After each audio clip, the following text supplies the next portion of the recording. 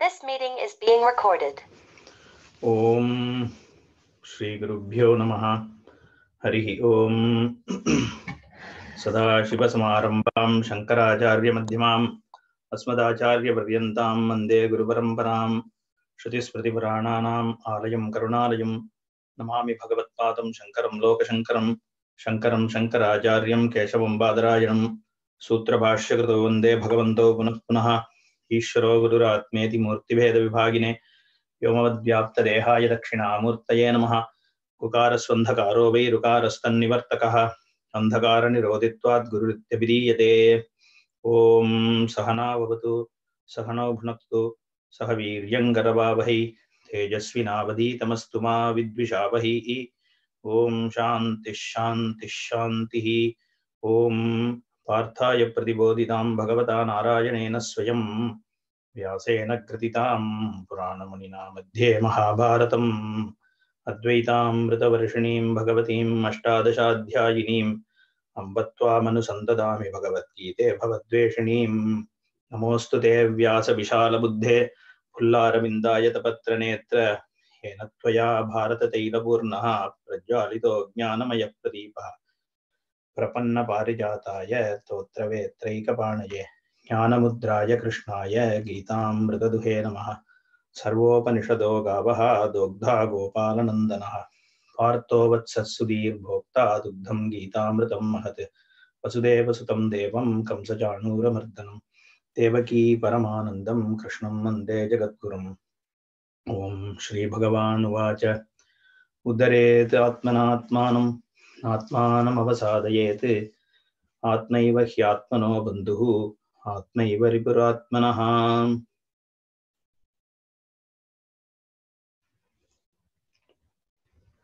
அர்ஜுன விஷாதத்திலிருந்து படிப்படியா பகவான் ஒரு குழப்பத்தில் இருக்கக்கூடிய ஜீவனை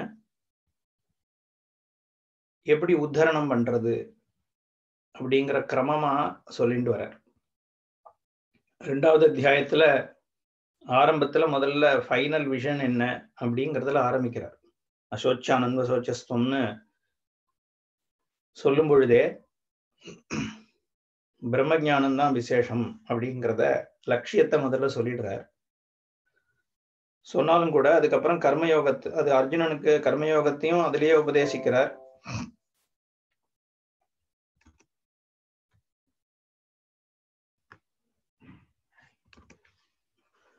ஆனாலும் அர்ஜுனனுக்கு 2வது அத்தியாயம் முடிகிற இடத்துல சந்தேகம் வந்துடுறது. ரெண்டுத்தையும் சொல்லி குழப்பறியே அப்படின்னு சொல்லி அர்ஜுனன் கேள்வி கேட்டதுனால கர்மயோகத்தை சொல்ல ஆரம்பிக்கிறார் பகவான். கிட்டத்தட்ட 2 அத்தியாயம் முழுக்க கர்மயோகத்துல தான் ஃபோக்கஸ் பண்ணாருன்னு சொல்லலாம். கர்மயோகமாகவே பேசின்னு வந்துட்டு இப்போ ஓரளவுக்கு பரிபக்குவம் ஏற்பட்ட ஒரு சாதகனுக்கு தியான யோகத்தை சொல்றேன் அப்படின்னு இங்க ஆரம்பிக்கிறார். அதனால இந்த யோகம், யோகி அப்படிங்கிற பதம்லாம் கான்டெக்ஸ்ட பொறுத்து 2-3 விதமா இங்க பகவான் 3 விதமா யூஸ் பண்றார். யோகிங்கிறத இது வரைக்கும் கர்ம யோகி அப்படின்ற சொல்லிட்டு வந்தவர் இந்த அத்தியாயத்துல முக்காவாசி இடத்துல யோகின்னு சொல்லும் பொழுது தியாயி, தியானம் பண்ணக்கூடியவர், நிஷ்டையில இருக்கக்கூடியவர் அப்படிங்கிற அர்த்தத்துலதான் இங்க யோகிங்கிறத உபயோகப்படுத்துறார். சில இடங்கள்ல யோகிங்கிறத சன்னியாசி, ஞானிங்கிற அர்த்தத்திலையும் 3வது விதமா பகவான் உபயோகப்படுத்துறார். அப்போ இங்க தியானத்தை, தியான பரமான வாழ்க்கை, தியானம் நான் ஏற்கனவே சொன்ன மாதிரி தியானம்னா ஏதோ ஒரு நாளைக்கு 1 மணி நேரம் உட்காந்து மெடிடேட் பண்றதை பத்தி இங்க சொல்லல. கான்டெம்ப்ளேட்டிவ் லைஃப் ஸ்டைல் எப்போ ஒருத்தனுக்கு சித்த சுத்தி ஏற்பட்டுடுத்தோ அப்ப சித்த நைஷ்சல்யம், அதுக்கப்புறம் ஞானம் அப்படிங்கிறதாக தானே கிரமம். அதனால சித்த சுத்திக்கு அப்புறம் சித்த நைஷ்சல்யத்துக்கு தேவையானது தியானம்.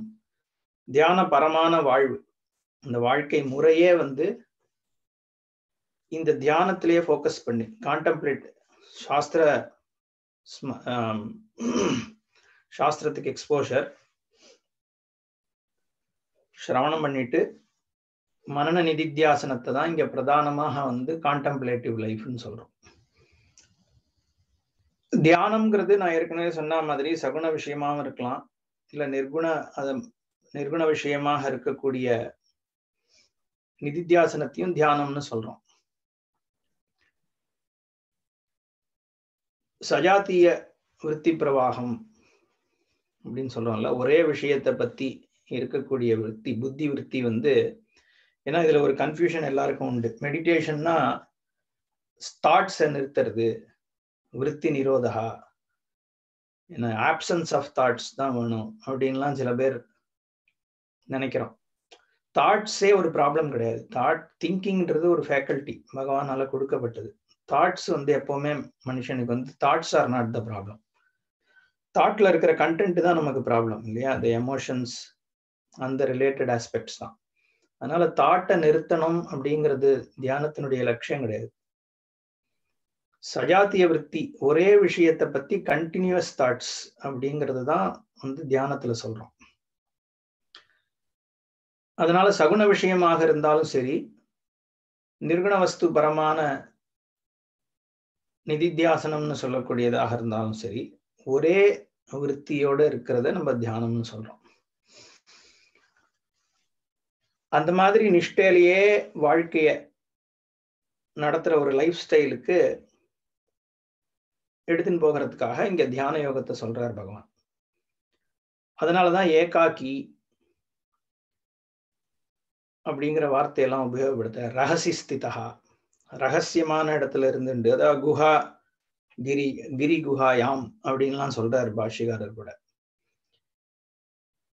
ரொம்ப ஜனசம்சதி இல்லாத இடத்துல இருந்துட்டு நீ இங்க தியானத்துல ஈடுபடு அப்படின்லாம் சொல்றதுனால, இங்க கர்மயோகத்தை தாண்டி, கர்மாவை செய்யறதை தாண்டி கர்மாவை தியாகம் பண்ணிட்டு சர்வகர்ம சந்நியாசி அப்படின்ற ஒரு ஸ்டேஜ் அடையறதுக்காக முதல்ல கர்ம தியாகம் பண்ணிட்டு தியானத்துல மட்டும் இருக்கக்கூடிய லைஃப் ஸ்டைலை இங்க போதிக்கிறார். அதுக்கு எடுத்துன்னு போற பட்சமாக இங்க முதல்ல வந்து கர்மயோகத்தை பத்தி சொல்லிட்டு, அப்புறம் எதெல்லாம் வந்து இந்த தியானம் பண்றதுக்கு உனக்கு இடைஞ்சலாக இருக்கிறது, ஈவன் தோ வந்து கர்மயோகம் பண்ணியாச்சு ஓரளவு காலம், சித்த சுத்தி வந்துடுத்து அப்படிங்கிற ஒரு நிலையை நம்ம ஃபீல் பண்றோம். அப்போ அந்த ஸ்டேஜ்ல இருந்து நான் வந்து யோகாரூடன் ஆயிட்டேன், நான் வந்து தியானத்துக்கு போகிறேன் அப்படிங்கிற ஒரு ஸ்டேஜ்ல என்னென்ன விஷயத்த நீ பார்த்துக்கோ பிஃபோர் அந்த நீ தியானத்துக்குன்னு நீ டிசைட் பண்ற டயத்துக்கு முன்னாடி, இதை நீ வந்து இல்லையா உனக்கு, இதுலலாம் நீ மெச்சூர் ஆயிட்டியான்னு பார்த்துக்கோன்னு ஒரு 5-6 விஷயங்களை இங்க பகவான் சொல்றார். அதுல முக்கியமானது என்னன்னு கேட்டோம்னா, இந்த காரியகரண சங்காத்தம் இருக்கே, நம்மளோட இந்திரியங்கள், மனசு, வில், புத்தி, இதெல்லாம் நீ நியமமா வச்சிருக்கியா? இதுல உனக்கு கண்ட்ரோல் இருக்கா? அதே மாதிரி உன்னை டிஸ்டர்ப் பண்ணக்கூடிய திங்ஸ் இருக்கே, உன்னோட ஸ்வஜன மித்திர பந்து, இந்த மாதிரி விஷயங்கள், அதுல உனக்கு வந்து இன்னும் டிஸ்டர்ப் ஆகிற ஒரு சிச்சுவேஷன்ல இருக்கியா? இந்த மாதிரி ஒரு 3-4 விஷயத்த வந்து இங்க சொல்ற. தியானத்தை பத்தி, எப்படி தியானம் பண்ணணும்னு சொல்ல ஆரம்பிக்கிறதுக்கு முன்னாடி இதை பத்தி எல்லாம் இங்க ஏன் அந்த கனெக்ஷன் பகவான் ஏன் இப்படி கொடுக்குறாருன்னா, நீ சித்த சுத்திக்கு நீ ஒர்க் பண்ணிருக்க, தியானத்துக்கு போக போற, பட் இந்த ஒரு கேட்டிங் ப்ராசஸ், இந்த விஷயங்களை நீ பார்த்துக்கோ அப்படின்னு சொல்றதாக தான் நம்ம எடுத்துக்க வேண்டியிருக்கு இந்த இடத்துல. ஏன்னா இந்த திடீர்னு இங்க உத்தரேத ஆத்மனா ஆத்மானம்னு சொல்ல வேண்டிய அவசியம் என்ன? ஏன்னா ஏகாகித்துவத்தை சொல்ல வர்றாரு இங்க.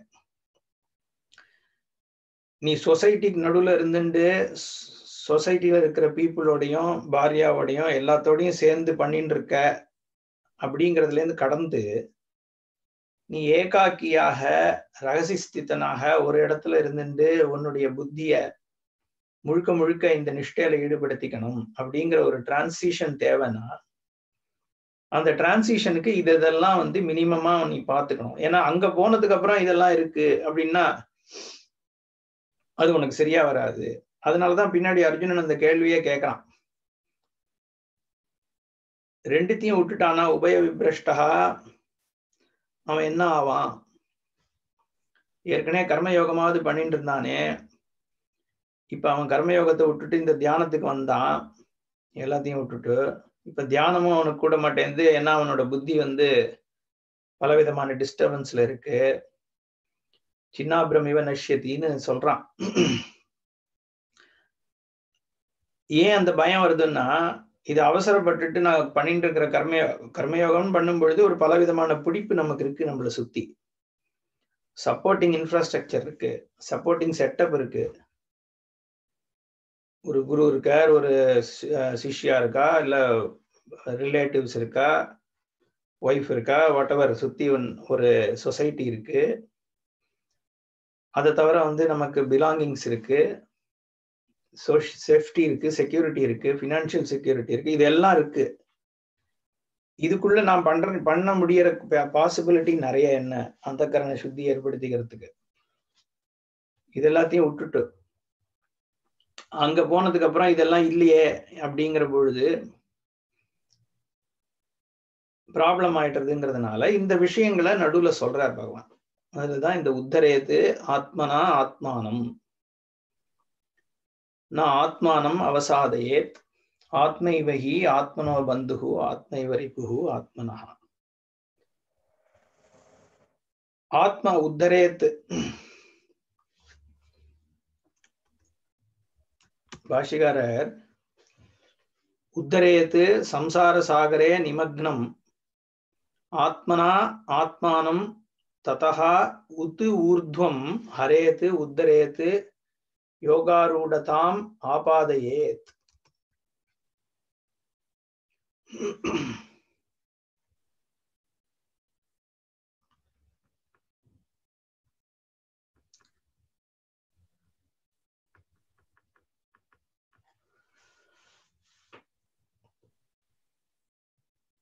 இந்த இடத்துல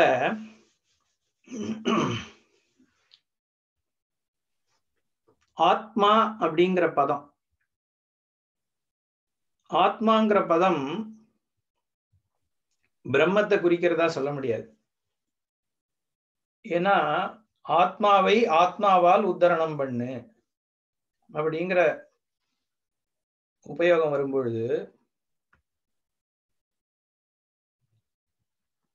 இது பரமாத்மாவாகிய பிரம்மவஸ்து தன்னை மேல உத்தரணம் பண்ணணும் அப்படின்னு சொல்றது அர்த்தவத்தாகாது.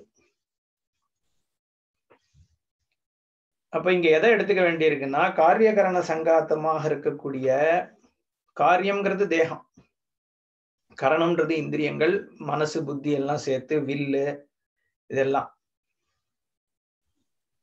இதுதான் இங்க ஆத்மான்னு எடுத்துக்க வேண்டியிருக்கு. ஏன்னா ஆத்ம பந்துவா எனக்கு நான் எப்போ ஹெல்ப்ஃபுல் ஆறேன், நான் இப்போ மோக்ஷார்த்தியா இருக்கேன். மோக்ஷார்த்தியா இருக்கிற எனக்கு நான் எப்ப ஹெல்ப்ஃபுல் ஆக முடியும்னா, என்னோட புத்தி, என் மனசு, என்னோட இந்திரியங்கள் அதுக்கு அலைன் ஆகும் பொழுது நான் எனக்கு ஹெல்ப்ஃபுல்லா இருக்கேன். ஏன்னா நம்மளோட பிரதிபந்தம் எங்கேருந்து வருது, நம்மளோட மனசு புத்தியில தான் பிரதிபந்தம். பின்னாடி சொல்ல போறார், உன்னோட எதிரின்னு சொல்றவன் கூட நான்றதோட லிங்க் ஆயிருக்கிற விஷயங்கள் இல்ல ஹர்ட் பண்றதுனாலதான் அவனை நீ எதிரின்னு பாக்குற. பந்துங்கிறதும் ஆத்ம சம்பந்தமாக தான் நம்ம பாக்குறோம். அதனால இந்த இடத்துல நீ வெளியில பாக்குற எதிரியா இருந்தாலும் சரி, வெளியில பாக்குற பந்துவா இருந்தாலும் சரி, அதுக்கு காரணமாக இருக்கக்கூடியது உன்னுடைய புத்தியே தான் அப்படின்னு சொல்ற. அப்போ என்னுடைய புத்தி, என்னுடைய மனசு, என்னுடைய இந்திரியங்கள் எனக்கு சப்போர்ட்டாக இருக்கும் பொழுதுதான் என்னால இந்த மோட்சத்துக்கான லட்சியத்தை அடைய முடியும். அதனால இந்த இடத்துல ஆத்மா அப்படிங்கிற பதம் நம்ம இந்த உபாதியை தான் குறிக்கிறது. உபாதிகதமா இருக்கக்கூடிய ஆத்மா, சோபாதிகமா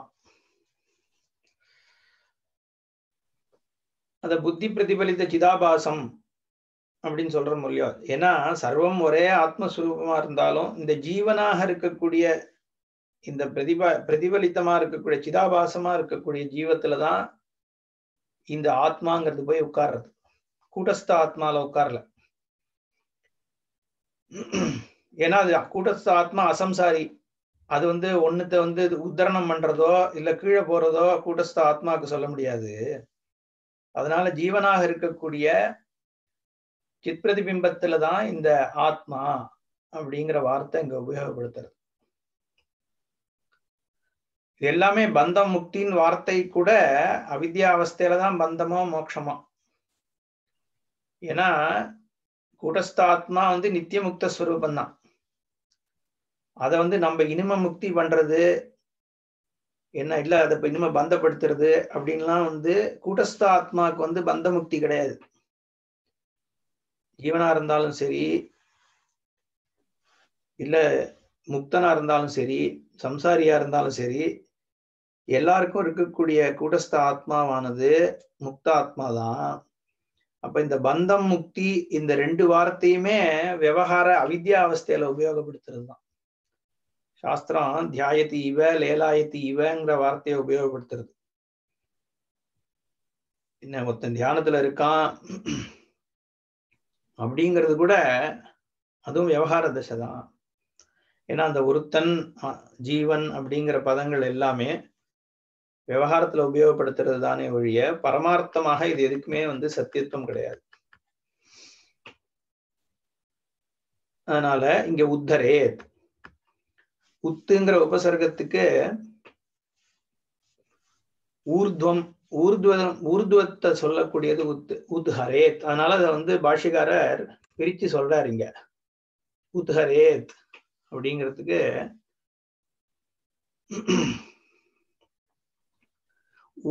ஊர்துவம் ஹரேத்து உத்தரேத்து யோகாரூடதாம் ஆபாதையேத் இத்யர்த்தா. யோகாரூடன் ஆகிறதுக்கு போன நீயே உன்னுடைய, அதனால இங்க வில் பவர் இதுல 3-4 ஸ்டேஜ்ல நம்ம ஏற்கனவே லாஸ்ட் செஷன்ல பார்த்தோம் இல்லையா. நம்ம எப்படி நானே எனக்கு இப்ப இங்க பெனிஃபிஷரியும் நான் தான், காரியம் பண்றவனும் நான் தான். ஆத்மைவ ஆத்மனோ பந்து ஆத்மைவ ரிப்புஹு ஆத்மனஹா. கடல்ல தத்தளிச்சுட்டு இருக்கிற சம்சாரத்துல தத்தளிச்சுட்டு இருக்கிறதும் இதே புத்தி தான். ஆனா அதுல இருந்து என்ன உத்தரணம் பண்ணக்கூடியவனும் நான் தான்னா அது எப்படி அப்படிங்கிற கேள்வி வருதோ இல்லையோ.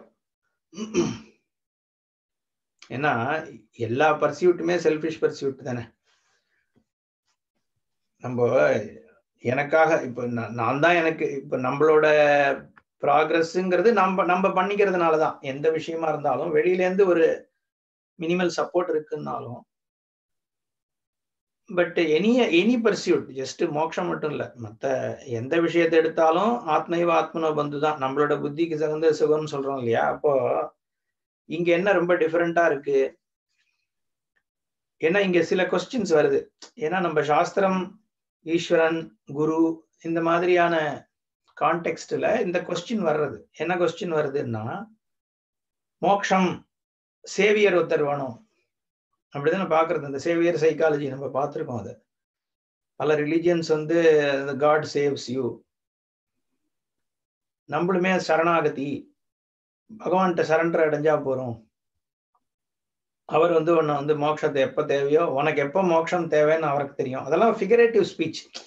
அது இந்த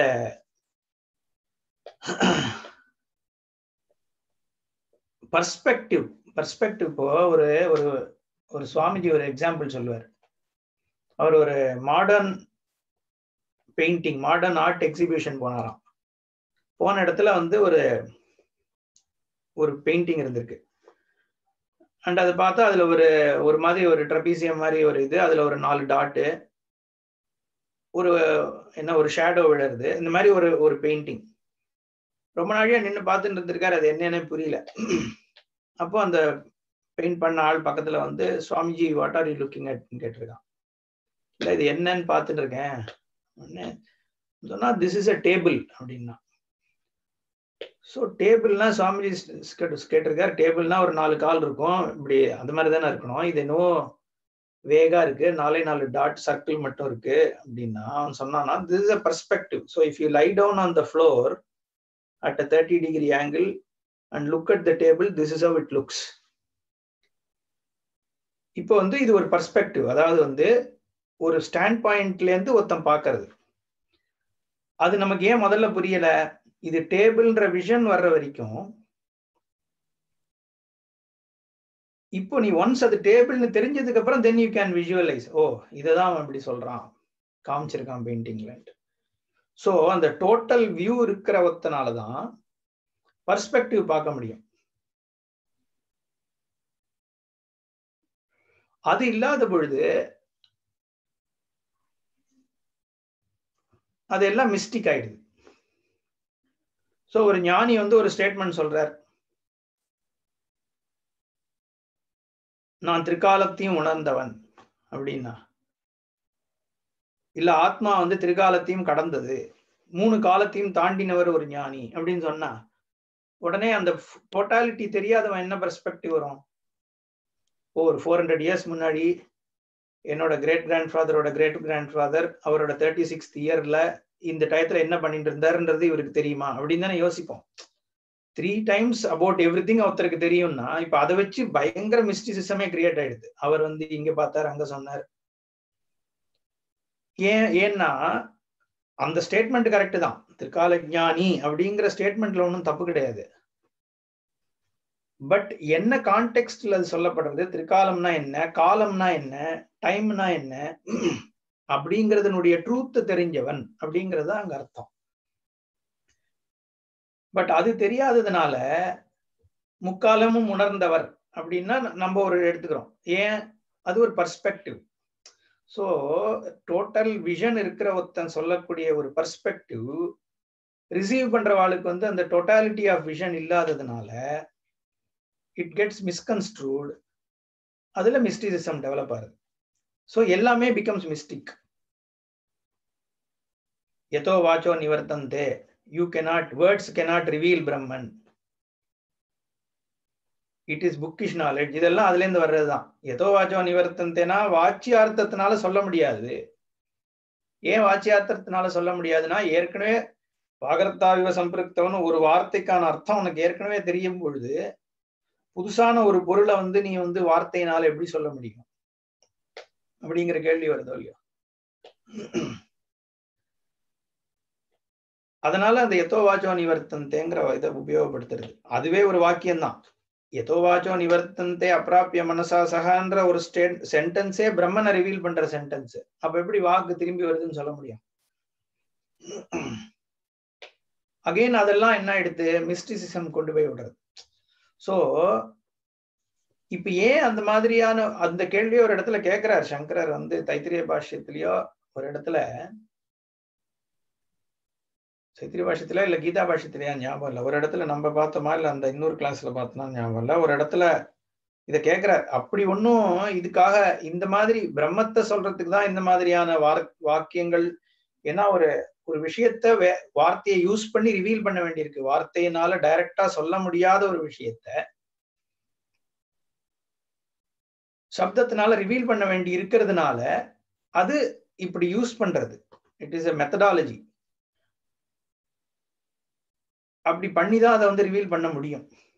ஆனால் இந்த சம்பிரதாயமாக இதை எப்படி வேர்ட்ஸை ஹேண்டில் பண்ணணும்ன்ற ஒரு ஞானம் இருக்கும் பொழுதுதான் அது ரிவீல் ஆகிறது.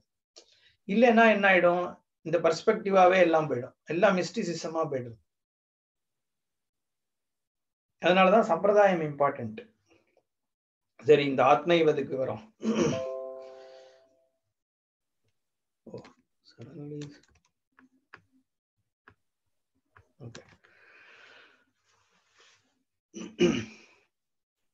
ஃபர்ஸ்ட் ஆத்மைவ ஆத்மனோ பந்துஹு உத்தரேத் ஆத்மனா ஆத்மானம் ந ஆத்மானம் அவசாதயேத் ஆத்மைவ ஆத்மனோ பந்துஹு ஆத்மைவ ரிப்புஹு ஆத்மனா. எப்படி ஆத்ம பந்துவாக ஒத்தனை ஆகிறான், பல லெவல்ல ஆகிறான்னு பார்த்தோம் நம்ம. ஏன்னா ஃபர்ஸ்ட் வந்து ஃபண்டமெண்டலா எனக்கு மோட்சம் தேவை அப்படிங்கிற என்கொயரிக்கு ஒருத்தன் போகிறதுக்கே அவனும் அவ்வளோ தான் பண்ண முடியும். ஏன்னா சுவாபாவிக பிரவிற்த்தியில நான் வந்து இயங்கின்னு இருக்கிற வரைக்கும், என்னோட லைக்ஸ் அண்ட் டிஸ்லைக்ஸ் ராகத்வேஷத்துல இயங்குற வரைக்கும்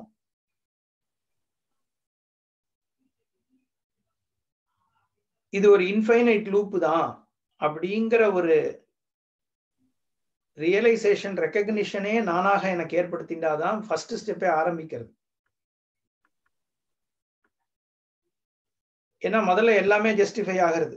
லௌகிகமா நான் பண்ணும் பொழுது எனக்கு இருக்கிற பெயின் லெஜிட்டிமேட், எனக்கு இருக்கிற சாரோ ஜஸ்டிஃபை ஆகிறது, கோபம் ஜஸ்டிஃபை ஆகிறது, நான் பண்ற தப்பு ஜஸ்டிஃபை ஆகுது. ஏன்? ஏன்னா என்னோட ராகத்வேஷத்தை ஃபுல்ஃபில் பண்றது ஒண்ணுதான் லட்சியம். ராகத்வேஷத்தை ஃபுல்ஃபில் பண்றதுதான் லட்சியம்ன்ற பொழுது அங்க அதுக்கு என்ன தேவையோ அது எல்லாத்தையும் ஜஸ்டிஃபை பண்ணிட்டு போகிறோம். பட் இவென்ச்சுவலி அது காம்பவுண்ட் ஆகி போய் எனக்கு வந்து ஒரு சம்சாரமாகிய துக்கத்துலதான் விடுறது அப்படின்ற ஒரு ரெகக்னிஷன் வரும் பொழுதுதான் நம்ம வந்து நம்மளே கொஸ்டின் பண்ண ஆரம்பிக்கிறோம். அது தானாதான் ஒரு பர்சனுக்கு வரணும். ஓரளவுக்கு வெளியில இருந்து ஏதாவது இன்புட்ஸ் வரலாமே ஒழிய, பட் அந்த ரெகக்னிஷன் எப்ப வருது? நம்மளே நம்ம வாழ்க்கையை ஸ்டடி பண்ணும் பொழுதுதான் வர முடியும். ஸோ அந்த ஃபர்ஸ்ட் ஸ்டேஜே உத்தரேத ஆத்மனா ஆத்மானம் தான். அப்ப என்ன ஆயிடுறது? பர்சியூட் ஆரம்பிக்கிறது. அகைன் அந்த பர்சியூட்லயுமே எது வந்து எனக்கு கரெக்டான பர்சியூட், எது என்ன, அதுவுமே நம்ம சூஸ் பண்றது தான். ஓரளவுக்கு ஈஸ்வர அனுகிரகம் இருக்கணும்னாலும், ஏன்னா அது காதுல விழணுமே, கரெக்டான விஷயம். பட் விழும்பொழுது கூட அந்த அந்த என்ன சொல்றது, ஒரு அதை பர்டிகுலர் வேயை சூஸ் பண்றதுன்றது இருக்கே, அதுவுமே ஒரு ரெகக்னிஷன் எனக்காக ஏற்படணும். ஓரளவுக்கு பிரேயர் ஹெல்ப்ஸ் தேர், பட் அந்த சாய்ஸ் அதுவும் நான் தான். I have to choose. அப்ப அந்த பிரேயர்ஃபுல் ஆட்டிடியூட் வருது, ஈஸ்வர புத்தி வருது. அப்பதான் கர்மயோகம் ஆரம்பிக்கிறது. அதுதானே ஃபர்ஸ்ட் ஸ்டெப். ஒன்ஸ் நித்திய விவேகம் வந்ததுக்கு அப்புறம் கர்மயோகம் ஆரம்பிக்கிறது இல்லையா? ஜிக்ஞாசு ஆனதுக்கு அப்புறம் கர்மயோகம் ஆரம்பிக்கிறது. அந்த ஈஸ்வர அப்ரிசியேஷன், அப்ப அந்த ஈஸ்வர அப்ரிசியேஷனும் வந்து கர்மயோகமும் நம்ம சூஸ் பண்றதுதான். ஏன்னா இந்த சம்சாரம்ங்கிறது இருக்கே, நம்மளா திடீர்னு வந்து போய் சம்சாரத்துல வேலை ஆரம்பத்துல இருந்து இருக்கிறது தான். பட் அதுல இருந்து அப்ப நான் என்ன வெளியில எடுத்துன்னு வரணும்னா இந்த ரெகக்னிஷன் தேவைப்படுறது. என்ன ரெகக்னிஷன்? இந்த இதெல்லாம் அனித்தியமான விஷயங்கள் அப்படிங்கிற ரெகக்னிஷன் ஒரு விசாரத்தினாலதான் எனக்கு ஏற்படுறது. அந்த விசாரத்துக்கு அப்புறம் என்னோட வேல்யூ சேஞ்ச் ஆகி அதுக்கப்புறம் ஈஸ்வரா ரெகக்னிஷன் வர்றது. அந்த ஈஸ்வரா ரெகக்னிஷன் வந்து ஒருத்தன் கர்மா பண்ண ஆரம்பிக்கும் பொழுதுதான் அது கர்மயோகி ஆகலாம். ஏன்னா ஈஸ்வர ரெகக்னிஷன் ஏன் வருதுன்னா, நான் ஹெல்ப்லெஸ் அப்படிங்கிற, ஏன்னா அந்த டோட்டாலிட்டியை பார்க்கும் பொழுது space wise I am insignificant, time wise I am insignificant, வஸ்து இதுவும் நான் வந்து இன்சிக்னிஃபிகண்ட். இந்த ஞானம் எனக்கு ஏற்படுறது இல்லை. இந்த சந்தர்ப்பத்துல அடுத்த க்ஷணம் என்ன நடக்கும்ன்ற ஒரு ஞானமே எனக்கு கிடையாது.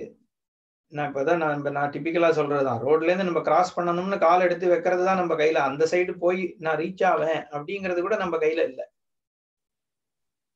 அப்படிங்கிற பொழுது ஐ ஆம் limited in every which way அப்படிங்கிறது புரியுறது. நாலேஜ் வைஸும் நம்ம லிமிட்டெட் தான், ஹோல் ஹியூமனிட்டியே லிமிட்டெட் தான். ஸோ ஸ்பேஸ் வைஸ் எங்க போய் முடியறது, எத்தனை கேலக்சிஸ் இருக்கு யாருக்கும் தெரியாது. பார்க்குற அளவுக்கே வந்து லட்சக்கணக்கான ஸ்டார்ஸ் இருக்கு, அதுக்கும் பியாண்ட் என்ன இருக்குன்னு நமக்கு தெரியாது. ஸோ பிரெட்த் வைஸும் நமக்கு வந்து நாலேஜ் வந்து சோ இன்சிக்னிஃபிகண்ட். டெப்த் வைஸும் நம்ம ஏற்கனவே பார்த்தோம், ஒரு விஷயத்தை என்கொயர் பண்ண போயிட்டே இருக்கு. ஒரு ஃப்ளவரை பத்தியான ரிசர்ச் இன்னும் பண்ணிட்டு தானே இருக்கோம் நம்ம. ஸோ அப்போ ஹியூமனிட்டியினுடைய knowledge in terms of breadth of திங்ஸா இருக்கட்டும், depth on any particular things is very limited.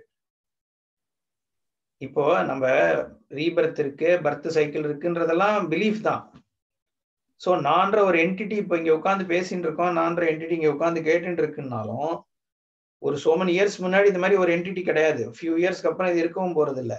அப்போ இதுல வெறும் ஒரு டயத்துல இருக்கும், அவ்வளவுதான். அதுல பல பேர் வந்து மீட் பண்ணிட்டு போயிட்டு இருக்கான். லைஃப்ல வந்து இதுதான் நடக்கிறது. இந்த ரயில் பயணங்களில் மாதிரி ஒருத்தன் ஒரு ஸ்டேஷன்ல ஏறான், அடுத்த ஸ்டேஷன்ல இன்னொருத்தன் ஏறான், ஒருத்தன் இன்னொரு ஸ்டேஷன்ல இறங்குறான்னு போயிட்டு இருக்கு வாழ்க்கை. ஏன்னா நம்ம வாழ்க்கை ஆரம்பிச்ச காலத்துல இருந்த பல பேர் இப்ப இல்ல, அப்படித்தானே போகிறது கான்டெக்ட். ஸோ இதுல எதுவுமே ஒரு நம்ம கையில இல்ல. இப்போ உள்ள இழுக்கிற மூச்சு வெளியில போகுமாங்கிறதுல, வெளியில போன மூச்சு உள்ள வருமாங்கிறது கூட நம்ம கையில இல்லைங்கிற பொழுது அந்த ஹெல்ப்லெஸ்னஸ் வந்து ரெகக்னைஸ் பண்ணி தான் ஆகணும் ஒன்ஸ் என்கொயரி ஆச்சுன்னா. அந்த ஹெல்ப்லெஸ்னஸ் வரும்போது ஈஸ்வரா ரெகக்னிஷனுக்கு வந்து போகிறது. அப்போ கர்மயோகம் வந்து ஆரம்பிக்கிறது. அததான் வசேகி எஸ்யேந்திரியானின்னு அப்போ வந்து உன்னுடைய மற்ற விஷயங்களுடைய ப்ரையாரிட்டி வந்து இந்த ஞானத்துக்கான ப்ரையாரிட்டிக்கு வந்து சப்சியூம் ஆயிடுறது ஞானத்துக்குள்ள. அது எதனால? அகெயின் நம்மளோட விசாரம் தான், நம்மளோட அப்ரிசியேஷன். ஸோ அங்கேயும் உத்தரேத் ஆத்மனா ஆத்மானம். அப்புறம் குரு கிட்ட போய் அனுசந்தானம், குரு உபசதனம், சாஸ்திர சிரவணம், அந்த சாஸ்திரத்துல ஸ்ரத்த, இது எல்லாமுமே பர்சன் சாய்ஸ், சூஸ் பண்றதுதான். அப்படிங்கிற பொழுது அகைன் என்னோட வில்ல எக்ஸசைஸ் பண்ணும் பொழுதுதான், ஏன்னா ஃப்ரீ வில் கொடுக்கப்படுறது எல்லாமே. நம்ம வந்து ஃபேட்டலிஸ்ட் கிடையாது இல்லையா? புருஷார்த்தம்னு ஒண்ணு, பிராரப்தமா புருஷார்த்தமாங்கிற பொழுது நிறைய விஷயம் புருஷார்த்தத்துக்குள்ளதான் வருது. சோ நியத்தி எப்படி? ஈஸ்வரன் வந்து ஆர்டர் கொடுக்கிறார், அந்த ஆர்டர்ல நம்மளோட கர்மாவும் ஆர்டர்ல இருக்கு. அந்த கர்மான்ற ஆர்டர்னால நான் பண்ற புண்ணிய பாபத்துக்கு ஏத்த மாதிரி எனக்கு சிச்சுவேஷன்ஸ் கிரியேட் ஆகிறது. அந்த சிச்சுவேஷன்ஸ்குள்ள திருப்பி நான் வந்து ஆக்ட் பண்ற ஃப்ரீவில் எனக்கு இருக்கு. ஃப்ரீவில் இருக்கிறதுனாலதான் எனக்கு புண்ணிய பாபம் வர்றது. அப்போ exercising free will is part of the நியதி. அதனால உனக்கு ஈஸ்வரன் என்ன சொல்றார்? உத்தரேத் ஆத்மனா ஆத்மானம்.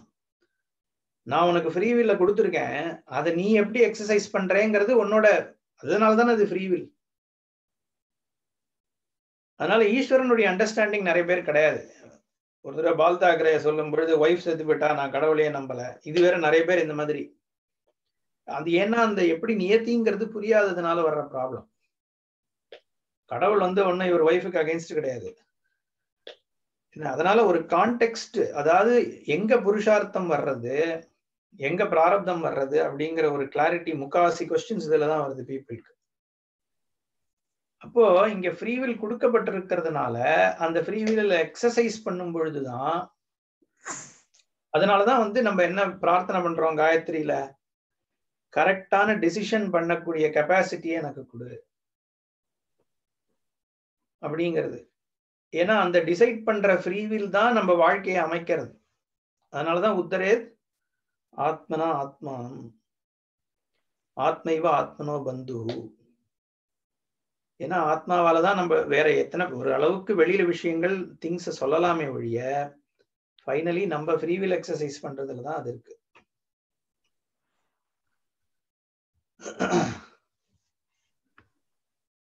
அதே மாதிரி ஆத்மைவ ரிபுஹு ஆத்மனஹா, அதே ஆத்மா இந்த மாதிரி நாட் மேனேஜ்டு ப்ராப்பர்லி நம்மளோட காரியகரண சங்காத்தம் நமக்கு எதிரியாகிறது. என் சம்சாரத்துல மேலும் மேலும் முழுகடிக்கிறது.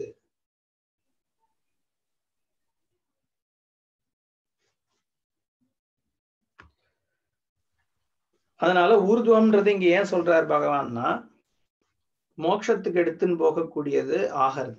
எப்போ இந்த மாதிரியான டிஸ்கிரிமினேஷன் நமக்கு வந்தது, அதனால நான் வந்து கரெக்டான விஷயங்களை சூஸ் பண்ணும் பொழுது இங்க உத்தரணம் அப்படிங்கிறது மோட்சத்துக்கு எடுத்துன்னு போகிறதுனால அப்படின்னு சொல்ற. இதுல ஒரு கேள்வி வருது. ஒருத்தன் கிணத்துல விழுந்துட்டான்,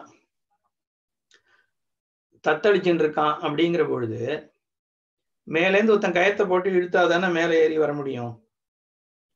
இவனே ஏற்கனவே கடல்ல மூழ்கி கிணத்துல மூழ்கி தத்தளிச்சுட்டு இருக்கான், நீயே வந்து ஏறி வான்னா அது எப்படி பாசிபிள்? அதனாலதான் குரு ஈஸ்வரன் இதெல்லாம் இருக்கே. அப்படிங்கிற பொழுது நீ வந்து இவனே பண்ணணும்னு எப்படி சொல்ல முடியும்? ஏன்னா இப்ப சில குரு எல்லாம் சொல்றாங்கல்ல, truth is a pathless land. So ஒரு ரூட்னு கிடையாது அப்படின்னா ஓகே, ஒரு விதத்துல அது கரெக்ட் தான். ஏன்னா நீ போய் அடைய வேண்டிய ஒண்ணா இருந்தா தானே அதுக்கு பாத்தெல்லாம் தேவை அப்படிங்கறதுனால சொல்லலாம். பட் அதெல்லாம் வந்து ஒரு மாதிரி கன்ஃபியூசிங், ரைட்? அப்படின்னா நீ வந்து கைடன்ஸே இல்லாம நம்ம விட்டுறோம் ஒருத்தரை. பாத்துலஸ் லேண்ட்னு சொல்லும் பொழுது அப்ப நீ சொல்ற ஸ்டேட்மெண்ட் இப்ப கேட்டுக்கணுமானே வந்து இதுவே ஒரு பாத்து தானே. எனிவே நம்ம அந்த இதுக்குள்ள போக வேண்டாம் போ. பட் சொல்றேன், எதுக்கு சொல்ல வந்தேன், வெளியில இருந்து ஒரு சப்போர்ட் தேவைதானே அப்படிங்கிற கேள்வி வருது. கரெக்ட் தான். ஒரு என்விரான்மெண்ட் வந்து இப்போ இவன் இந்த சித்த சுத்தி அடைஞ்சு இந்த தியானத்துக்கு வர பரிபக்குவம் ஏற்படுறதுக்கு அதெல்லாம் எப்படியும் தேவைப்பட்டுதான் இருந்தது. அதை நம்ம இல்லைன்னு சொல்லல. குருவுமே மகா வாக்கியோபதேசம் பண்றார். சித்த சுத்திக்கு வந்து நீ ஈஸ்வரனை வந்து அண்ட வேண்டிதான் இருக்கு. இது எல்லாமே வாஸ்தவம் தான். பட் இங்க எல்லாமே நீ தானே சாய்ஸ் எக்ஸசைஸ் பண்ற. அப்படிங்கிறதுனாலதான் அங்க வந்து இங்க வந்து ஃப்ரீவில்னுடைய இம்பார்ட்டன்ஸ் முக்கியமாகிறது. அப்போ இவன் தியானத்துக்கு போகணுங்கிற பொழுது இந்த சப்போர்ட் சிஸ்டத்துல இருந்து இவனை பிரிஞ்சு அங்க போய் ஆகணும் அப்படிங்கிற நிலைமை வர்றதுனால இங்க பகவான் இந்த கனெக்ஷன் கொடுத்து சொல்றாரு. இதெல்லாம் கரெக்டு தான்ப்பா. நீ குருவாக்கியத்தினால உனக்கு வந்து இந்த பிரமாணகத்தமான இந்த ஞானம் உனக்கு ஏற்படுறது சிரவணத்தினால அது மனன நிதித்தியாசனம் நீதானே பண்ணி ஆகணும். ஆத்ம சாட்சா்காரம் நீதானே பண்ணணும். இது எல்லாத்துக்கும் உனக்கு ஏகாகித்துவம் தேவைப்படுறது. அப்படிங்கிறதுனால நீ இந்த இடத்துல இருந்து அதுக்கு போகிறதுக்கான பிரயத்தனம் பண்ணுன்னு சொல்றதுக்காக தான் இப்படி இம்பார்ட்டன்ஸ் ஆஃப் இத பத்தி பேசுற. நான் ஆத்மானம் அவசாதையேத் ந அதஹா நயேத் அதஹா கமயேத். அதனால அதோகமனம், கீழே கொண்டு போயிடாத. கீழே கொண்டு போறதுன்னா என்ன, மேலும் மேலும் சம்சாரத்துல இருக்கிறது தானே வந்து அதோகமனம். இதுக்கும் கீழே என்ன அதோகமனம்? ஏற்கனவே அதோகமனமா தான் இருக்கும் நம்ம. ஆத்மைவிஹி யஸ்மாத் ஆத்மனஹா பந்துஹு நஹி அன்யஹா கஷ்டித் பந்துஹு யஹா சம்சார முக்தையே பவதி. பந்துன்னா ரிலேட்டிவ், ஃப்ரெண்ட்ஸ்ன்னு சொல்லலாம். பட் இங்க ரிலேட்டிவ் ஃப்ரெண்ட்ஸ் எல்லாமே எல்லாம் பந்துன்னு சொல்லும் பொழுது 19வா சொல்றோம். அதனால இது வந்து பிதா புத்திரன் பாரியா இந்த மாதிரி விஷயங்கள் எல்லாம் பந்துதான், லௌகீகமான விஷயங்கள். ஈவன் வந்து இந்த அந்த கரண சுத்திக்கு வந்து தான் இந்த விவாகம் எல்லாமே அதுக்கு தான் நம்ம வந்து சொல்றது சாஸ்திரம், சப்போர்ட் ஸ்ட்ரக்சர். பட் ஒரு ஸ்டேஜுக்கு அப்புறம் இது வந்து முக்திக்கு வந்து இது அது அவா மேல ப்ராப்ளம் கிடையாது. நமக்கு இருக்கிற அந்த ஸ்னேகபாவம் அட்டாச்மெண்ட் இருக்கு இல்லையா, அது பிரதிகூலமா போயிடுறதுங்கிறார். பந்துஹு அப்பி தாவன் மோட்சம் பிரதி பிரதிகூலஹா ஏவ ஸ்னேகாதி பந்தனாயாத்தனத்வாத் தஸ்மாத் யுக்தம் அவதாரணம் ஆத்மைவ ஹியாத்மனோ பந்துஹு இது. ஏன்னா ஏகாக்கி ஆகணும்னு சொல்றார். ஏகாந்தத்தை அடை அப்படின்னு சொல்ல போறார். ஏன்னா இந்த தியான நிஷ்டையோட இருக்கக்கூடிய வாழ்க்கைய சன்னியாசத்தை தான் இங்க சொல்ல வர்றாரு இப்போ இல்லையா. சோ ஓரளவுக்கு பரிபக்குவம் அடைஞ்ச உடனே நீ அதை நோக்கி போ. அதுதானே கான்டெக்ஸ்ட். சாதனா பஞ்சகத்துல சொல்ற மாதிரி நிஜகிருஹாத் தூர்ணம் வினிர்கம்யதாம்.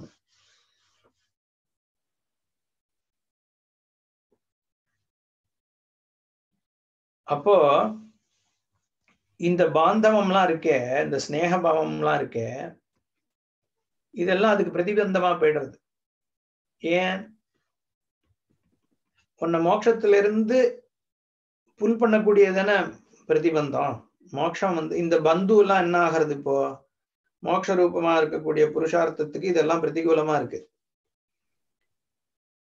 ஸ்னேகம், சோகம், மோகம், இதெல்லாம் இந்த துக்கங்கள், இதெல்லாம் அதிலிருந்து நீ வந்து இது. அதனால இந்த ஆத்மா வந்து அனுகூலமான பந்து, அதாவது உன்னோட கண்ட்ரோல்ல இருக்கக்கூடிய எப்படிப்பட்ட ஆத்மான்னு இன்னும் 2-3 ஸ்லோகத்துக்கு அப்புறம் சொல்ல போறார். உன்னோட கண்ட்ரோல்ல இருக்கக்கூடிய ஜிதாத்மனஹா பிரசாந்தஸ்ய அப்படின்னு சொல்றாரு இல்லையோ. உன்னுடைய காரியகரண சங்காத்தமான இந்த புத்தி, தேகம், மனசெல்லாம் உன் கண்ட்ரோல்ல இருக்கும்பொழுது அது உனக்கு பந்து. இந்த சுகிருன் மித்ராதி உதாசீனம் மத்தியஸ்ய துவேஷ்ய பந்துஷுன்னு பின்னாடி சொல்ல போறாரு. இந்த மாதிரியான பீப்புள்லாம் இருக்காளே, பந்துக்கள் எல்லாம், ஃப்ரெண்டா இருக்கட்டும், பந்துவா இருக்கட்டும், இவ எல்லாரையும் ஒரே மாதிரி பாருங்கிற. உதாசீனம் இவாளை வந்து நம்ம வெறுக்கவும் வேண்டியதில்லை, எக்ஸசிவான ஸ்னேகபாவம் வச்சுக்கணும்னு இல்லை. ஏன்னா அதுல இருந்து உன்னோட மைண்டை ஃப்ரீ பண்ணிக்கோ.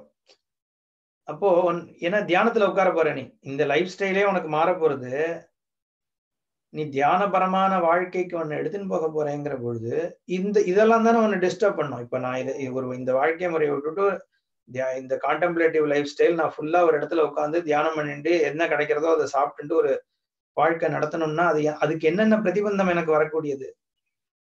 இந்த ஸ்நேகபாவங்கள், இந்த விஷயம் தானே. அங்க உட்காந்துட்டு மைண்ட் இதையே யோசிச்சுட்டு இருக்கும். அதனாலதான் இங்க என்ன சொல்றாரு, அந்த பந்துக்கள்லாம் உனக்கு பந்து கிடையாது. மோட்சத்தை பொறுத்த வரைக்கும் ஓரளவுக்கு சகாயம் பண்ணியிருந்தாலும் நீ இந்த மோட்சம்ங்கிற விஷயத்தை தேடும் பொழுது அட்லீஸ்ட் உனக்கு அந்த ஞானம் கைகூடுற வரைக்கும், மோட்சம் சித்தி அடையிற வரைக்கும் இது எல்லாத்தையும் தள்ளி வச்சாதானே முடியும். ஸ்பர்ஷான் பாஹ்யான் பகிஷ்கிருத்வா, வெளி விஷயங்களை வெளியில வச்சுட்டு நீயாதான் உன்னை பாத்துக்கணும், நீ மோட்சத்தை அடையணும், நீ ஞானத்தை அடையணும். அப்படிங்கிற பொழுது நீதான் அதை உனக்கு பண்ண முடியும், வெளியாளால எதுவும் பண்ணிட முடியாது. அப்படிங்கிற பொழுது அதே மாதிரி இந்த சிந்தனை, ஸ்நேகபாவம், இந்த மாதிரி விஷயங்கள்லாம் உன்னை புல் பண்ணிடும். அதெல்லாம் மோட்சத்துக்கு பிரதிகூலமாயிடுங்கிறதுனால அதெல்லாம் பந்து கிடையாது உனக்கு அப்படிங்கிறதா சொல்றாரு இங்க. பந்து அப்படி தாவன் மோட்சம் பிரதிகூலகாயவ ஸ்நேகாதி பந்தன ஆயாதனத்வாத். ஸ்நேகம் முதலான விஷயங்கள் அவள்னால ஏற்படுறது, அது எல்லாமே என்ன பண்றது, பந்தப்படுத்துறது. ஏதாவது ஒண்ணு ஆயிடுதுன்னா நான் போய் அவளை பார்க்கணுமேன்னு போகிறவங்க இல்லையா. அதனாலதான் அந்த காலத்துல அந்த எந்த பேரை மாத்தி இடத்த மாத்தி வேற இடத்துல போய் சன்னியாசின்னு எடுக்க வைக்கிறது. அதனால ஏன்னா அந்த ஓரளவுக்கு அது அகைன் பார்த்தா எனக்கு இருக்கணுமா, அங்க இருந்தபடியே நான் ஏன் இருக்க முடியாது அப்படிங்கிற கேள்வி எல்லாம் இருக்குன்னாலும், பட் ஓரளவுக்கு இந்த சப்போர்ட் சிஸ்டம் தேவைதானே. யதார்த்தம் அது. ஞானம் அடைஞ்ச அப்புறம் ஞானிக்கு எல்லாரும் ஒண்ணுதான். அதுக்கப்புறம் பர்சன் டிஸ்டர்ப் ஆக போறது இல்லை. பட் அது அடையிற வரைக்கும் இந்த ஸ்நேகாதி விஷயங்கள் அதுக்கு பிரதிபந்தமாக இருக்கு அப்படிங்கிறதுனால சொல்றாரு. ஆயாத்தனத்வாத் தஸ்மாத் யுக்தம் அவதாரணம் ஆத்மைவ ஹி ஆத்மனோ பந்து. ஆத்மாதான் ஆத்ம பந்துவா இருக்க முடியும். ஆத்மைவ ரிபுஹு சத்ருஹு யஹா அந்யஹா அபகாரி பாஹ்யஹா சத்ருஹு சோபி ஆத்ம பிரயுக்தஹா ஏவ இது யுக்தமேவ அவதாரணம். வெளியில சத்ரு நீ சொல்றியே, அவனுமே ஆக்சுவல் சத்ரு. ஏன்? பிகாஸ் நீ உன்னை you left yourself to be impacted. சத்ருன்னு நம்ம சொல்றோம்னா வெளி விஷயம் எப்போ உன்னை இம்பாக்ட் பண்ணும்? நீ அதுக்கு இம்பாக்ட் ஆகக்கூடிய பர்சனா இருக்கும்பொழுது தானே பண்றது. நான் ஏற்கனவே சொல்லியிருக்கேன், இது ஒருத்தர் சொல்ற ஒரு ஸ்டேட்மெண்ட் ஒருத்தருக்கு கோவத்தை ஏற்படுத்துறது, இன்னொருத்தர் கோவத்தை ஏற்படுத்தல. Same statement. ஏன்? ஏன்னா இந்த பர்சன் இஸ் இம்பாக்டபிள் அப்படிங்கிறதுனால. அப்போ சத்ருங்கிறதும் எதனால அந்த சத்ருத்துவம் வருதுன்னு கேட்டான்னா,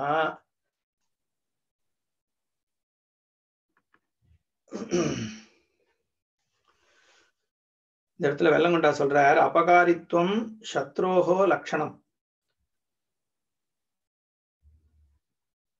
யதா சத்ருஹு தனாதி அபஹரணேன புருஷம் துக்கசாகரே நிமஜ்ஜயதி தத்வத் ஆத்மானம் சம்சார சாகரே நிமஜ்ஜயதி எது அசம்பாதித யோக ஆத்மா அப்படின்னு சொல்ற. அதாவது எவனால ஆத்மா சம்பாதிக்கப்படலையோ, ஆத்மா மேல கண்ட்ரோல், தன்னுடைய மனசு புத்தி அகங்காரம் மேல வில்லு மேல கண்ட்ரோல் இல்லையோ, அவனோடது அவன் அது என்ன பண்றது, அப்படிப்பட்ட ஒரு நம்மளோட மைண்ட் சென்சஸ் நம்மள அபகாரம் பண்ணின்னு போயிடுறது இல்லையா, அபகரிச்சின்னு போயிடுறது.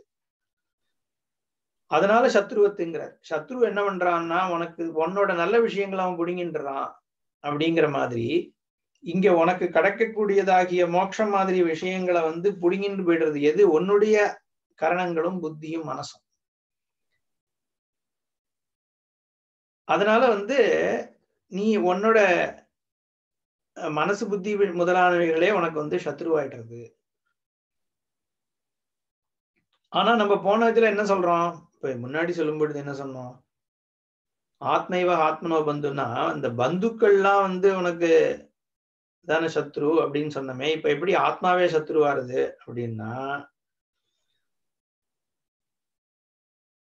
இந்த பாந்தவியமா இருக்கட்டும், எதனால நமக்கு துக்கம் வருதோ, நான் ஏற்கனவே சொன்னதுதான். இது எல்லாமே எதனால? நான்றதுனோட லிங்க் ஆனதுனால தானே. ஆத்மனஸ்து காமாய சர்வம் பிரியம் பவதி. அப்பிரியமும் அதனாலதான் ஆகிறது. ஆத்ம விஷயம் எனக்கு இது இருக்கக்கூடாது. நான் அப்படிங்கிறத ஒட்டிதான் எந்த விஷயமுமே எனக்கு பிடிக்கிறதுக்கோ துக்கத்துக்கோ ஆகிறதுங்கிறதுனால இது எல்லாமே எனக்கு சத்ருத்துவம் ஏற்படுறதுக்கும் காரணம் நான் தான். அதனால இங்க ரெண்டுமே நீ ஆத்மா விஷயமாக பார்க்கும் பொழுது சத்ருவும் இந்த காரியகரண சங்காத்தம் தான், உன்னோட புத்தி தான், மித்திரனும் அதுதான். டிபெண்ட்ஸ் ஆன் நீ அதோட கண்ட்ரோல்ல இருக்கியா இல்ல அது உன் கண்ட்ரோல்ல இருக்கா அப்படிங்கிறதுனால மாறுறது அப்படின்னு சொல்றார். ஆத்மைவ ரிபுஹு சத்ருஹு யஹா அன்யஹா அபகாரி பாஹ்யஹா சத்ருஹு சோபி ஆத்ம பிரயுக்தஹா ஏவ இதி யுக்தமேவ அவதாரணம் ஆத்மைவ ரிபுஹு ஆத்மனஹா இதி அப்படின்னு சொல்ல.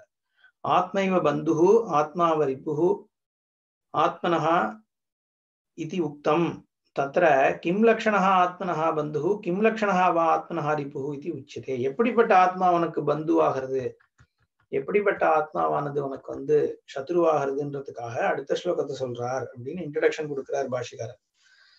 பந்துராத்மாத்மனஸ்தஸ்ய ஏன ஆத்மைவ ஆத்மனா அஜிதஹ அநாத்மனஸ்து சத்ருத்வே வர்த்தேதாத்மைவ சத்ருவத். பந்துஹு ஆத்மா ஆத்மனஹ யாருக்கு? தஸ்ய ஏன ஆத்மா ஏவ ஆத்மனாஜிதஹ அநாத்மனஹ து சத்ருத்வே வர்த்தேத ஆத்மைவ சத்ருவத். இந்த சென்டென்ஸ் எல்லாம் படிச்சா ஒண்ணுமே புரியாது நமக்கு சாதாரணமா. ஆத்மா ஆத்மாக்கு பந்து, யாருனுடைய ஆத்மா ஆத்மாவால ஜெயிக்கப்பட்டதோ அப்படின்னா டங் ட்விஸ்டர் மாதிரி இருக்குது.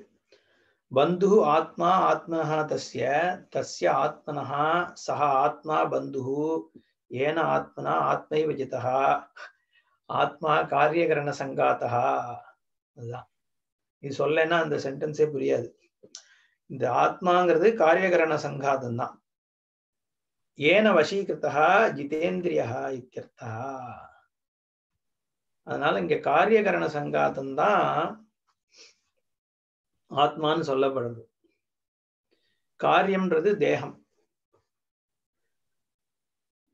கரணம்ங்கிறது இந்திரியம், வில்லு, புத்தி, மனசு, இது எல்லாமே கரணம் தான்.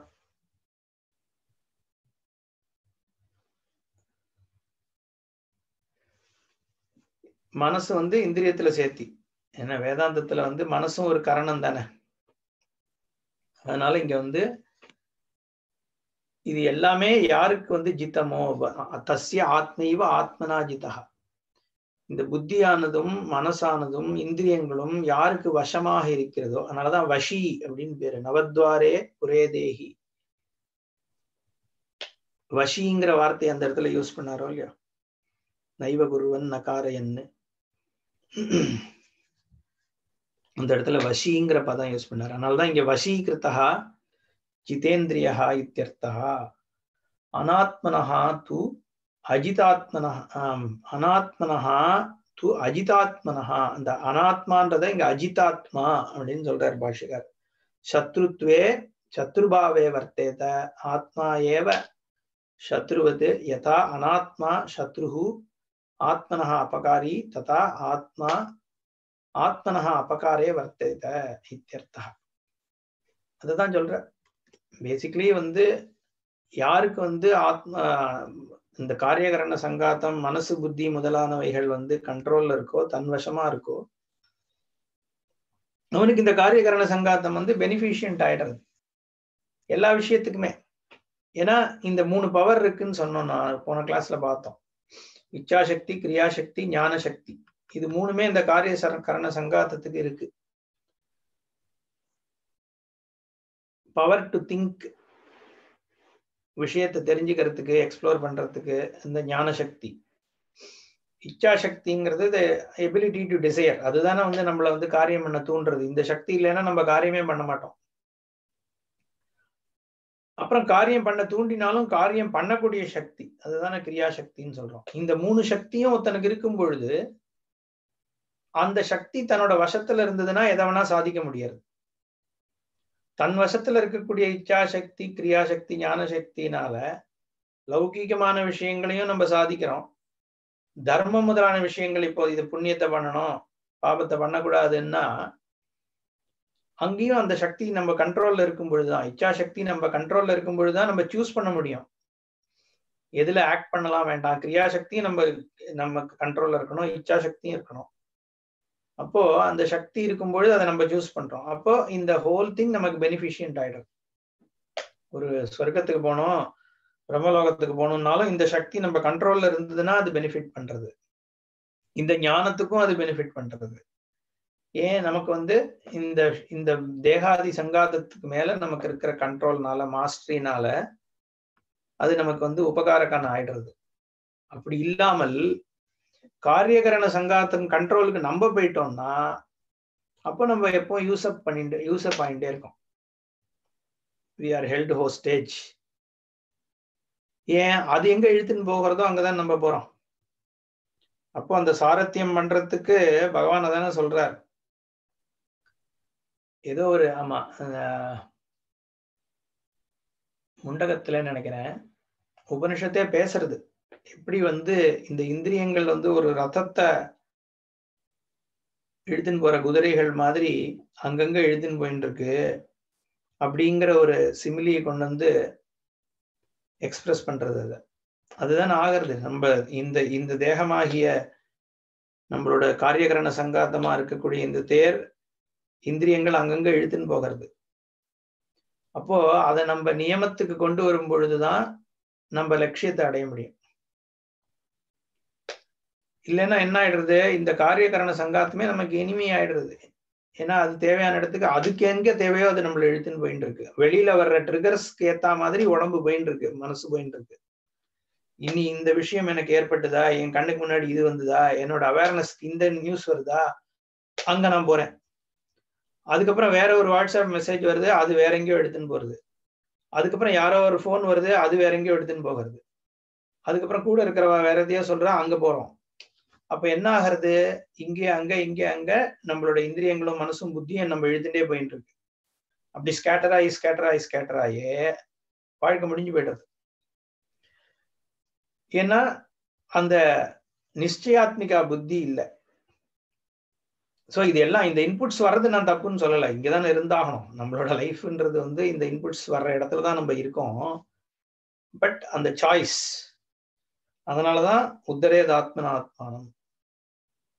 ஏன்னா எல்லாத்தையும் நம்ம வெளியில அது என்ன எழுத்துன்னு போறது, இது என்ன எழுத்துன்னு போறது, அவன் எனக்கு கெடுதல் பண்றான், இந்த விஷயம் எனக்கு கெடுதல் பண்றது அப்படின்னு நம்ம சொல்றது அர்த்தம் இல்லை. ஏன்னா நம்ம ஒவ்வொன்றுத்துக்கும் ஈல்டு பண்ணின்னு போயிட்டு இருக்கோம்.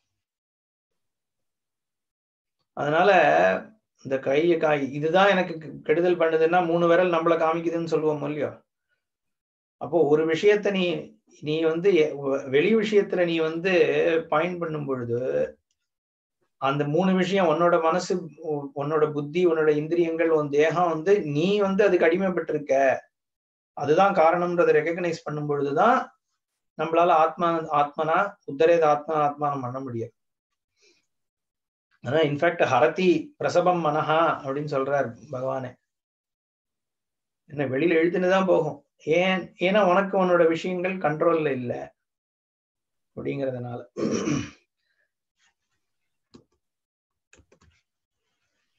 ஆத்மைவ பந்துஹு அதான் பார்த்தோம் இல்லையா. ஏன் ஆத்மைவ ஆத்மனா ஜிதா ஜிதாத்மனः பிரசாந்தஸ்ய பரமாத்மா சமாஹிதः சீதோஷ்ண சுக துக்கேஷு ததா மானாபமானயோः.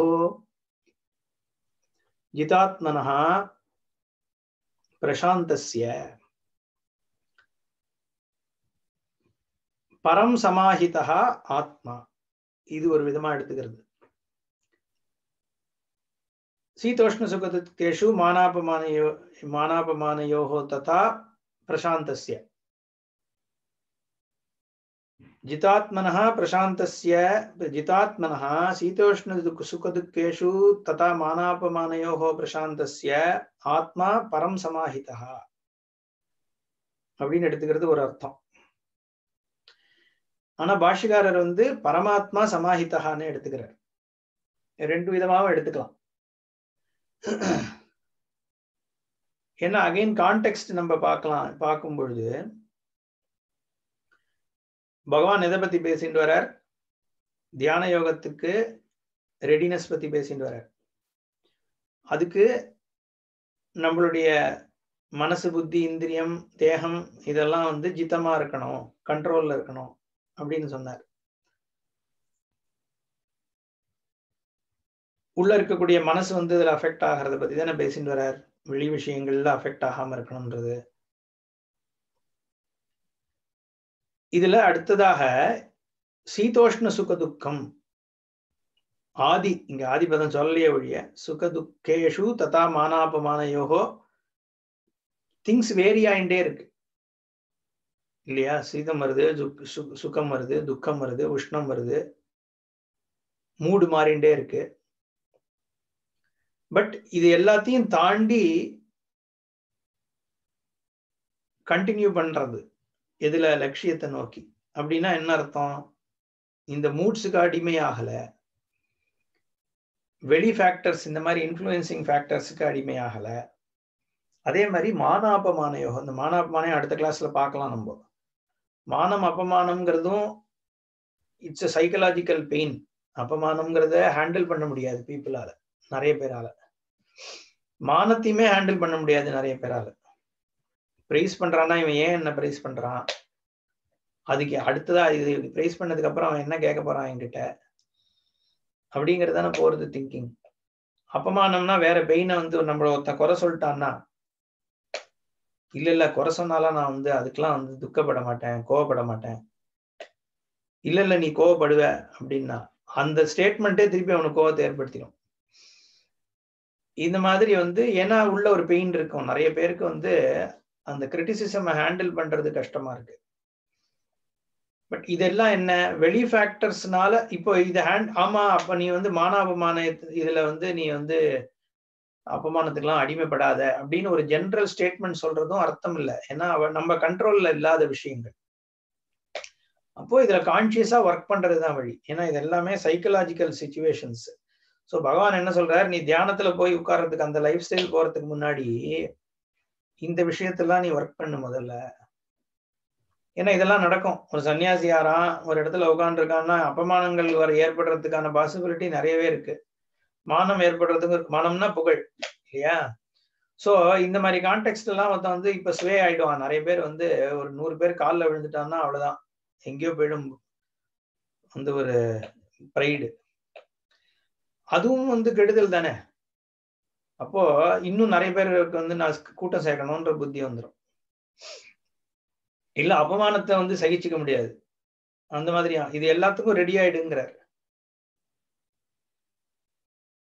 அப்படி இருக்கும் பொழுது அப்படி யார் ஆயிட்டானோ அவனுக்கு பரமாத்மா சமாஹிதகான்ற இடத்துல பரமாத்மான்றது பரபிரம்ம வஸ்து அப்படின்னு சொன்னா தன்னுடைய ஆத்மஸ்வரூபம் பரமாத்மாவாகிறது, ஞான சாட்சா்காரம் அடையறான் அப்படிங்கறத எடுத்துக்கிறது. இல்ல தஸ்ய ஆத்மா பரம் சமாஹிதகானா வெல் கண்ட்ரோல்டு அப்படின்னு எடுத்துக்கலாம். ரெண்டு விதமாவும் இதுக்கு வந்து பாஷ்யக்காரர் பரமாத்மா வந்து பரபிரம்மம் ஸ்வரூபத்துல வந்து நிலைக்கிறான் அப்படின்னு தான் எடுத்துக்கிறார். நம்ம பார்க்கலாம் அது. ஓம் பூர்ணமதః பூர்ணமிதம் பூர்ணாத் பூர்ணமுதச்யதே பூர்ணஸ்ய பூர்ணமாதாய பூர்ணமேவாவசிஷ்யதே. ஓம் சாந்தி சாந்தி சாந்தி. ஹரி ஓம் ஸ்ரீ குருभ्यो நமः. ஹரி ஓம். धन्यवाद. धन्यवाद.